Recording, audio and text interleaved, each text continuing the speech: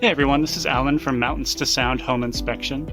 I'm up in a home in Seattle right now, up in one of the attic spaces.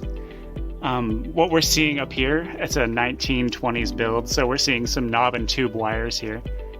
The knob and tube strands, a lot of the time, are actually decommissioned. So just taking a peek up here, we can see like a few knob and tube.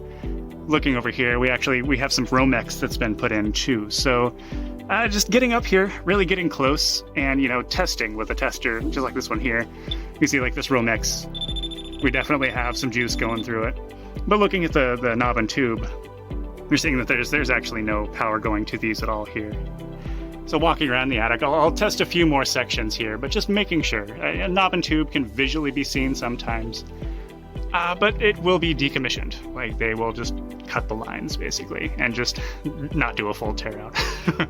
Anyway, this has been Alan from Mountains to Sound. Have a good one.